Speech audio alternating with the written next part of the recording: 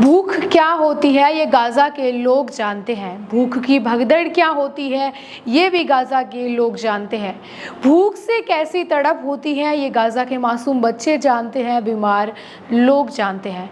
युद्ध की आग में झुलस रहे गाज़ा में एक और हृदय विदारक घटना ने मानवता को झकझोर दिया है, जहां खाद्य सामग्री वितरण के दौरान भगदड़ में 3 लोगों की जान चली गई, 46 से अधिक लोग घायल हो गए। इजराइल और हमास के बीच चल रहे संघर्ष ने गाज़ा को भूखमरी के कगार पर लाकर खड़ा किया है और ये त्रासदी उस पीड़ा की एक और दर्दनाक तस्वीर पेश करती है जिससे यहाँ की जनता गुजर रही है। सुबह के उजाले में जब भूख से बेहाल लोग खाने की उम्मीद लेकर केंद्र की ओर दौड़े तो अचानक भीड़ अनियंत्रित हो गई। भूख और बेबसी की इस दौड़ में लोग एक दूसरे पर गिर पड़े। चीख पुकार, आंसू और अफरा तफरी के बीच 3 परिवारों ने अपने प्रियों को हमेशा के लिए खो दिया। घायल बच्चे, महिलाएं और बुजुर्ग इन घायलों में शामिल हैं जिन्हें अस्पताल ले जाया गया, लेकिन वहां भी दवाइयों और संसाधनों की कमी ने उनकी तकलीफ को और बढ़ा दिया।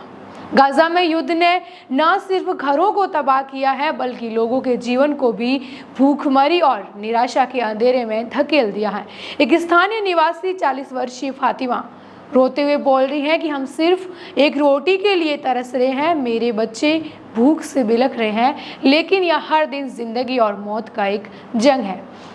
संयुक्त राष्ट्र और मानवीय संगठनों ने गाज़ा में तत्काल सहायता की अपील की है, लेकिन युद्ध और अवरुद्ध रास्तों ने राहत कार्यों को मुश्किल बना दिया है। भगदड़ की यह घटना सिर्फ एक हादसा नहीं बल्कि उस मानवीय संकट की चीख है जो गाज़ा के हर एक कोने में गूंज रही है। जब तक युद्ध की यह आग ठंडी नहीं होती, गाज़ा की धरती पर भूख और दर्द की ऐसी कहानियां लिखी जाती रहेंगी।